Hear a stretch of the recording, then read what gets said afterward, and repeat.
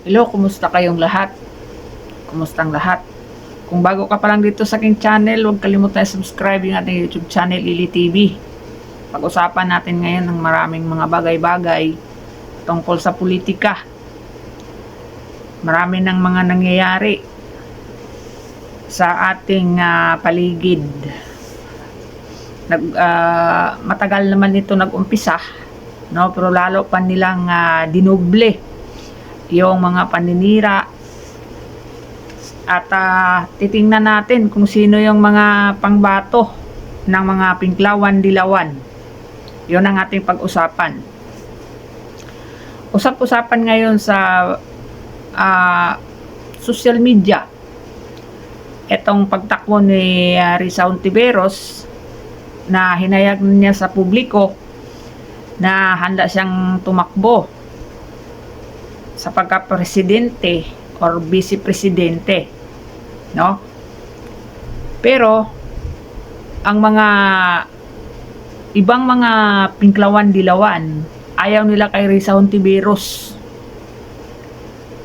Ang gusto nila si Leni Robredo pa rin. Mas panalo o winnable, sabi ni Laila de Lima, si Leni Robredo.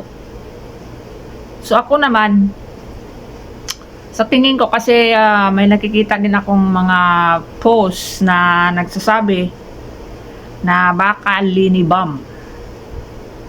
Robredo at saka si Bam Aquino ang pambato ng mga pinklawan-dilawan. So ang tanong, paano na si Risa Hontiveros? Siya pa naman yung atat na tatakbong pagka-presidente. Kung siya ang kukunin ng mga oposisyon. Kasi nga, sila ang oposisyon. Pero ngayon kasi, dalawa na yung oposisyon. Kasi ang kampo ng mga Duterte ay oposisyon din sila, no? Pero ang dati talagang oposisyon ay ang mga dilawan, no? Naging oposisyon lang naman itong Duterte camp dahil dito sa awayan sa politika, no? Kaya naging oposisyon sila, no? So ngayon, kayo, ano ang tingin ninyo, mga kababayan? Kasi si Risa Hontiveros, sinabi niya sa social media sa kanyang mga interview na kung magkaisa daw ang mga pinklawan-dilawan ay sila daw ang tatalo kay Sara Duterte sa 2028 presidential election. Hindi naman masama na mangarap at hindi naman masama mag-ilusyon or mag-imagine mag-imagine na pangulo siya ng Republika ng Pilipinas. Pero kung i-compare mo naman si Leni Robredo kay Risa, mas okay pa ito si Leni Robredo kasi wala naman tong record na nagnakaw ng pera ng PhilHealth, no? Ito si Risa, may record ito nung sa PhilHealth, yung pera ng PhilHealth na 90 billion yata yan, billion o million. Asan na yun? Hindi niya yung binalik yun. Hinahanap ng taong bayan yun, no? Hindi maganda na ikaw bilang nasa gobyerno, kung iniisip mo talaga yung taong bayan, palagi mong sinasabi taong bayan, gusto ng taong bayan na ikaw ay tatakbo. Saan dito? Na mismo mga supporters ng mga dilawan ay ayaw sa'yo. Tapos sabihin mo taong bayan. Sinong taong bayan na yan? Yung mga supporters mo lang. O nung panahon ng election, last election. Magkano ba yung boto ni Risa? 15? 15 million? Kasi yun lang talaga yung dami, kapasidad ng mga Pinklawan Dilawan. 14 million, 15 million. Diyan lang talaga sila. Si Bam Aquino nakakuha ng ilang million ba yung nakuha ni Bam Aquino? Last election. Dahil ni Mikos-Mikos yun, yung machine. Ay, hindi man lang sana makapasok itong dalawang dilawan nung eleksyon. Pero kaso lang nga, pinasok ng admin. Kaya na alam niyo sa eleksyon mga kababayan, mayroon talagang dagdag bawas. Dagdag bawas. Depende yan sa admin, no? Sa presidente. Kung sino yung leader na nakaupo, na mahilig magmikos-mikos dyan sa machine, sila magpili kung sino yung gusto nilang iupo. Pero dahil nga para hindi sila mahalata, kaya kumbaga sa Bisaya pagi naglagay sila ng o sa Bisaya pagi pantay-pantay na lang nila ba, no, para hindi sila halata na sila na ang namili kung sino yung manalo. Hindi naman nila pwedeng anuhin si Bongo nung time na yun, kasi nga si Bongo sobrang lakas at saka si Bato. Sobrang lakas talaga nila, no? Kaya si Bongo ang number 1 na nasa 26 million ang nakuhang boto, no? Yung kay Bato na 20 million, no? No, sinubukan pa nilang bawasan 'yon, no? Halos nawala yung 5 million ni Bato. Mabuti na lang binalik kasi na yung mga tao doon sa nakita nilang resulta na bakit bumaba si Bato nung time na yun, no? Kasi nga yung dagdag bawas yan no? Dahil yan sa dagdag bawas, yung mga politiko na gusto nilang ipasok lalo na sa tingin nila nakakampi nila, no? Yun ang ipasok nila. Kaya yung dalawang dilawan na sa tingin nilang kakampi nila, pinasok talaga nila yun. Isa kasi sa purpose nila dyan, yung boboto sa impeachment ni Vice President Sara Duterte, no? Kasi alam naman natin. So ngayon, yung sa tingin nilang na maka-Duterte dyan sa Senado, kung nakita ninyo, kinasuhan nila ng plunder. Ito si Jingo Estrada, itong si Villanueva, at saka si Chis Escudero. Kasi kung nakikita ninyo nung last year na impeachment ng Vice Presidente, no? Hindi talaga pumasa sa Senado yon. Binalik talaga nila ni Chis Escudero yon. Si Chis Escudero pa yung Senate President last year, di ba? Kung nakikita ninyo, kung mapansin talaga ninyo, no? Yun talaga yun So ngayon, meron akong nakikitang mga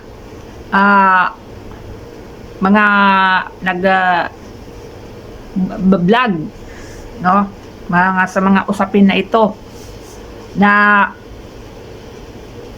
giano talaga nila yon. Tingnan ninyo, si Bong Revilla. Si Bong Revilla, giano talaga nila. Tinanggal talaga nila. Hindi talaga nila pinasok sa Senado. Siguro si Amy Marcos, kung hindi lang yung kapatid ni Presidente, talagang ilaglag nila si Amy. Pero dahil nga kadugo nila, no? Giano pa rin nila, no? Pinasok pa rin nila, pero doon na sa last, no? Ganyan ang kalakaran ng eleksyon. Dagdag bawas, no? Yung mga Duterte, pasok talaga sana yun. Pero ayaw nila yun. Ayaw nilang maraming makapasok na Duterte sa Senado. Dahil nga dyan sa nakabinbin na impeachment. Kasi gusto nila kung mapasa man sa Senado yung impeachment, ay makuha nila yung boto na dapat ma-impeach yung Vice Presidente. So ngayon, sa tingin nila, etong si Chis Escudero, si Villanueva, si Jinggoy, ay bubuto yan ng ayaw yan ng impeachment, kaya giplunder nila, no? At si Bong Revilla doon na nakulong na, no? Nagkusang surrender. Ganyan yan, no? Pero etong tandem ni Lenny at saka ni Bam, kung sila talaga yung patakbuhin ng oposisyon, ano sa tingin nyo? At sabi pa nga, may yung ano ni Attorney Harry Roque na malabo manalo si Vice President Sara Duterte dahil ayaw talaga yan ng Marcos admin, no? Ayaw ng Marcos admin na Duterte ang susunod na presidente dahil nga takot sila na risbakan dahil yan sa ginawa nila kay Tatay Digong na kinidnap at pinadala sa dahig, at yan sa ginawa nila kay Vice President Sara Duterte na kung ano-ano na lang, no, na paninira. At yung pag-file nila ng impeachment kay Bongbong Marcos, ano lang naman yan, gawa-gawa lang nila yan na para ibig sabihin maano ng tao na patas yung gobyerno dahil pati nga yung presidente gipailan ng impeachment. Pero anong resulta ng impeachment na pinail kay BBM? At sino ba yung nag-file? Kakampi din nila yung nag-file ng impeachment. At saka yung Makabayan Black, Kunuhay, no? Pero ang totoo niyan, ano lang yan? Pang ano lang yan sa tao na para mano sa tao na patas ang gobyerno dahil pati presidente kinasuhan ng or naipailan ng impeachment. Pero sa totoo lang mga kababayan, ang tinatarget talaga nila na mawala sa linya ng politika ay si Vice President Sara Duterte.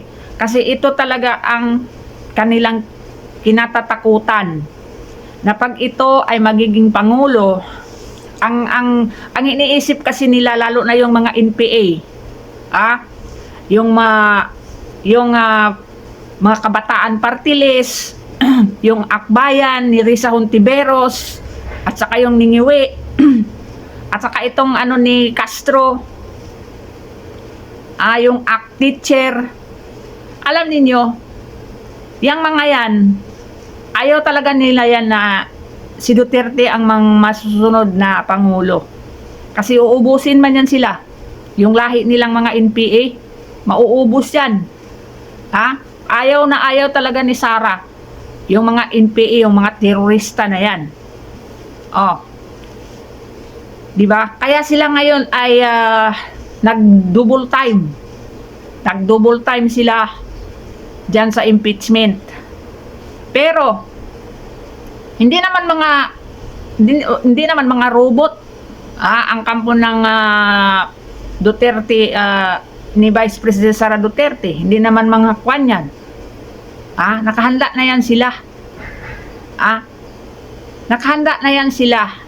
Pa sa umpisa pa lang.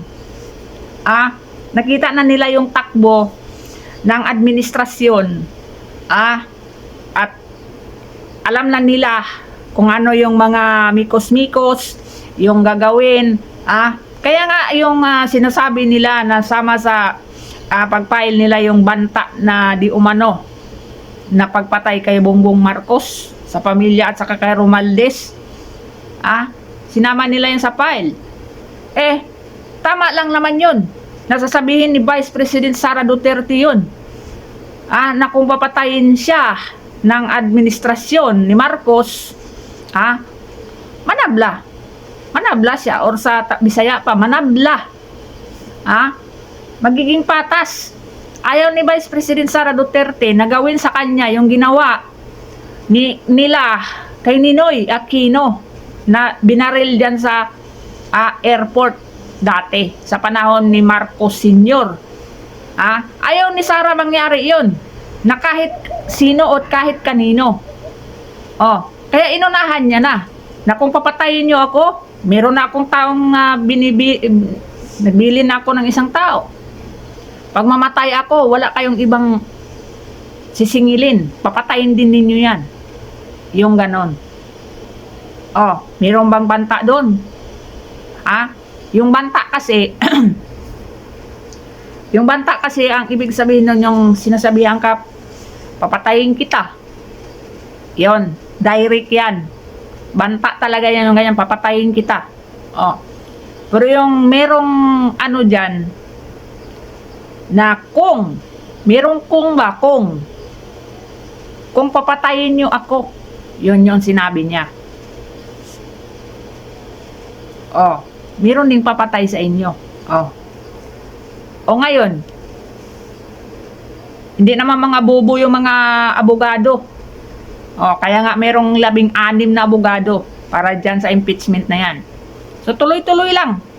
Sa tingin ninyo, winabol ba itong si Leni at saka si Bam Aquino? Well, tingnan natin. Dahil sa nangyari kay Tatay Digong at sa paninira nila kay Vice President Sara Duterte na nakitang-kita naman yan ng taong bayan. So, sa tingin ko, yung 32 million ni Vice President Sara Duterte noong 2022 ay madagdagan pa yon. So, yung 32 million niya, baka magiging 40 million na yan. O sobra pa 40 million yung makukuha niyang boto.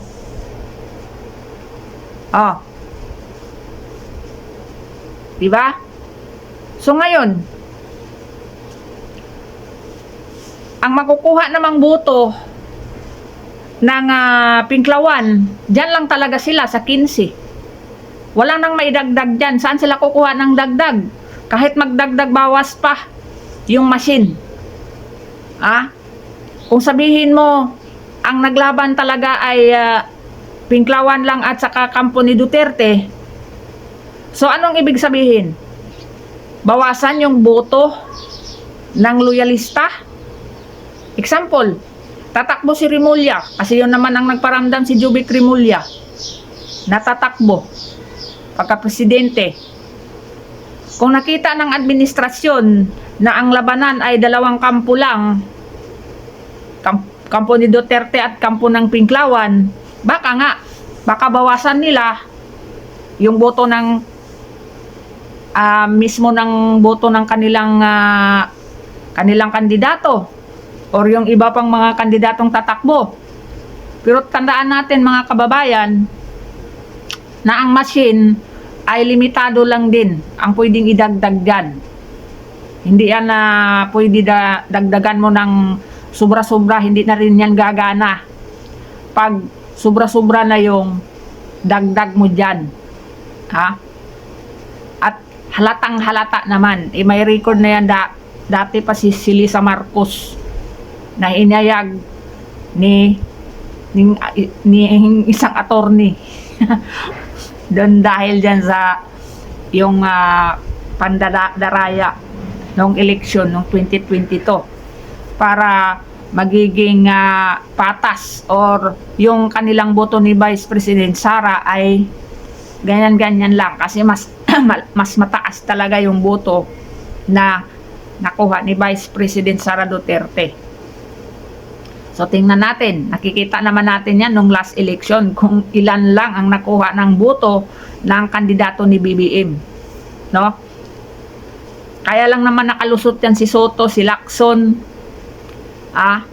si Lapid at si Tulfo, Dahil may mga pangalan na yung mga yan. Yung mga tulpo, may pangalan na yan. Yan si Soto. Ano na yan? Tumanda na yan dyan sa Senado. Oh. Di ba ngayon gusto pa niyang magiging Prime Minister? Kaya gusto niya madaliin yung impeachment ni Vice President Sara Duterte. Pati pa yung China, inaaway nila ngayon.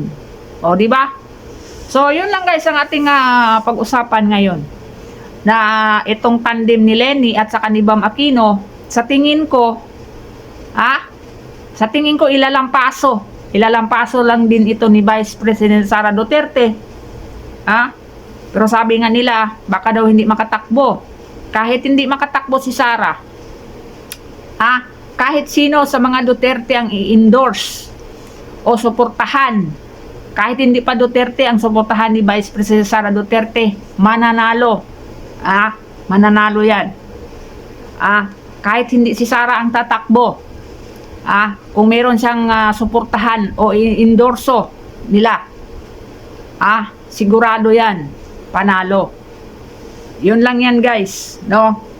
Dahil alam naman natin, ang mga Pilipino ay ang kanilang simpatiya ay nasa mga inaapi. Yan. So nakita naman natin kung paano nila inapi ang mga Duterte. Pati na yung matanda, kung paano nila, kasi ayaw nila Ayaw nila na si Digong mananatili sa Pilipinas. Dahil isang sa kanila yun. Dahil nagsasalita yung matanda. Binabantayan yung galaw nila. Galaw ng kanilang administrasyon. Pati yung ginawa nila sa QOGC. Hindi ka kalilimutan ng mga tao yan. Kaya yan si Risa, hindi talaga manalo yan. Dahil dyan sa kanyang abilidad. Yung magtanim witness. Nagbabayad ng witness para lang sirain ang ng isang tao. Ngayon, yung sinisira pa naman nila na tao ay isang alagad ng Diyos. At sinira pa nila yung simbahan ng QGC. Kaya nga, sabi ko, yung ginagawa nila na yan, ay hindi si Pastor Kibuloy ang kalaban nila, hindi yung membro. Kung hindi mismo ang Panginoon Diyos, yun talaga yung kalaban nila dyan. At mahirap mga kababayan, kalabanin ang Diyos. Yun yung katotohanan. Kasi kahit gaano kasama yung isang alagad ng Diyos, kung nagbasa kayo ng Biblia, ikaw Risa Hontiveros, kung nagbasa ka ng Biblia, ikaw BBM, kung nagbabasa ka ng Bible, kung nakikinig ka ng sermon ng inyong kung anong relihiyon mo, kahit gaano pa yan kasama yung isang alagad ng Diyos, wala tayong karapatan na sila'y husgahan o pagsasalitaan ng masama dahil meron tayong pananagutan dyan sa Panginoon. Dahil giano sila ng Panginoon, kumbaga may na yan giblisingan na yan sila kasi nag-aral sila. May blessing na yan galing sa Panginoon. Kaya hindi natin sila pwede husgahan, pwede pagsalitaan ng kung masama. Hindi natin sila pwedeng siraan sa publiko lalo na. Dahil meron tayong pananagutan sa Panginoon dyan. Ang Panginoon ang sa atin dyan. Magbigay sa atin ng, papaluin tayo, pagagalitan tayo ng Panginoon sa ating mga ginagawa. Dahil alagad niya yan. Alagad niya yan. Kahit ano pa yan siya, meaning propita man yan siya, kung ano yan, wala tayong karapatan na husgahan siya. Katulad din natin, ayaw din natin na husgahan tayo ng ibang tao, kung ano yung ating buhay, o ano tayo. Dahil nga dapat ang Diyos lang talaga ang pwedeng manghusga sa atin. Hindi ikaw, hindi siya, hindi ako. No, ganun yun. Kaya itong si Risa Hontiveros at saka itong administrasyon na ito, meron itong pananagutan. Hindi lang sa batas ng lupa, pati batas ng Diyos. Meron silang pananagutan dahil dyan sa ginagawa nila sa isang malaking kongregasyon, no, ng Panginoon. yung simbahan ng KOGC. Kasi gusto nila yung KOGC, gusto nilang kunin yan. No. Baka gusto nilang kunin gawing kampo ng mga naga-hit-hit. So yun lang guys. Yung ating ano ngayon. Anoin natin be prepare tayo sa mga susunod na mga pangyayari, no? Kaya malapit ng eleksyon, in the corner na ang eleksyon. Next year, mag-file na yan sila ng kandidatura sa Oktubre, no? So this year, maybe merong eleksyon ng BARM at eleksyon ng mga barangay. So, sige, hanggang dito lang muna. Maraming salamat sa inyo. God bless.